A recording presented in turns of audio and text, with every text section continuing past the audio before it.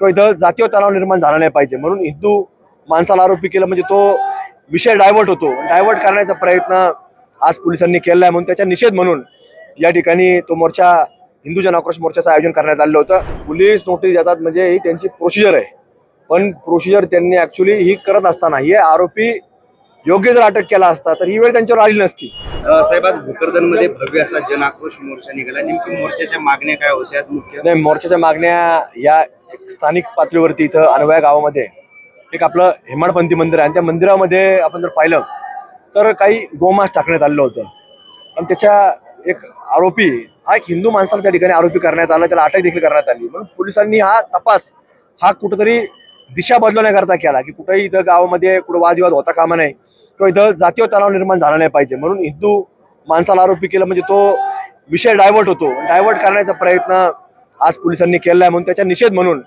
या ठिकाणी तो मोर्चा हिंदू जन आक्रोश मोर्चाचं आयोजन करण्यात आलं होतं आणि शासनाकडे आम्ही मागणी केली आहे की याच्या बाबतीमधली एक स्पेशल SIT ही शासनाने या ठिकाणी लावावी। वस्तुस्थिती महाराष्ट्रातील हिंदू बांधवांसमोर आली पाहिजे, कुठला हिंदू असं कृत्य करू शकत नाही असं आमचं एक ठाम मत आहे आणि त्यामुळे कुठेतरी अशा घटना घडत असताना याच्यामध्ये शासनाने याच्यामध्ये लक्ष दिलं पाहिजे। तुम्ही असेल, महाराज असेल, तुम्हाला देखील पोलिसांनी नोटीस दिल्याचं तुम्ही स्वतः जाहीर केलेलं नाही, पोलीस नोटीस देतात म्हणजे ही त्यांची प्रोसिजर आहे, पण प्रोसिजर त्यांनी ऍक्च्युअली ही करत असताना हे आरोपी योग्य जर अटक केला असता तर ही वेळ त्यांच्यावर आली नसती। म्हणून आज या नोटिशीपेक्षा त्यांनी त्यांच्या कामावर लक्ष देणं गरजेचं आहे। गो हत्या गावातच कशा आहे, इथं व्हिडिओ व्हायरल होतो गो हत्याचा, म्हणजे हे कुठंतरी पोलिसांचं एक कुठंतरी अपयश आहे की गणेश उत्सवाच्या कालखंडामध्ये इथं एक कसाईने स्वतः म्हणजे गोमातेचं म्हणजे कत्तल करताना व्हिडिओ बनवला आणि तो सोशल मीडियाच्या माध्यमातून व्हायरल केला।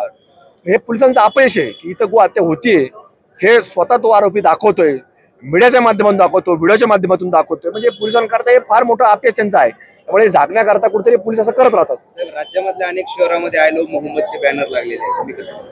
नाही, हे कुठंतरी आज आपण पाहतो की काहीतरी वेगवेगळ्या माध्यमातून आणायचं आणि समाजामध्ये कुठेतरी द्वेषाची भावना हे लव नसून हे कुठेतरी लव जिहादचा प्रयत्न आहे, लँड जिहादचा प्रयत्न आहे, सोशल मीडिया जिहाद आहे, असे वेगळे जसं जिहाद जे प्रकार सुरू झालेला आहे हे त्याच्याकरता पुढाकार घेतलेला विषय आहे।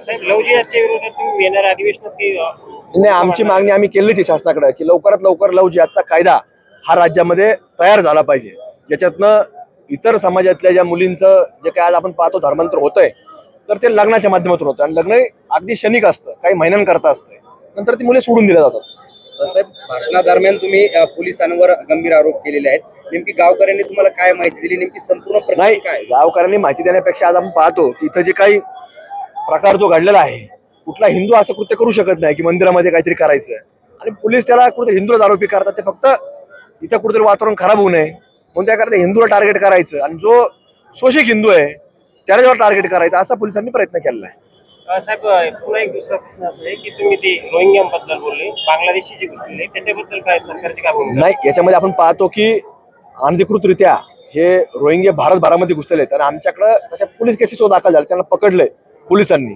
आणि ते पोलिसांनीच पकडून त्यांच्यावरती केसेस दाखल केल्या। त्यामुळे हे इथंच नाही, हे देशभरामध्ये आहे, त्यामुळे याच्या बाबतीमध्ये शासन गांभीर्य घेणं गरजेचं आहे।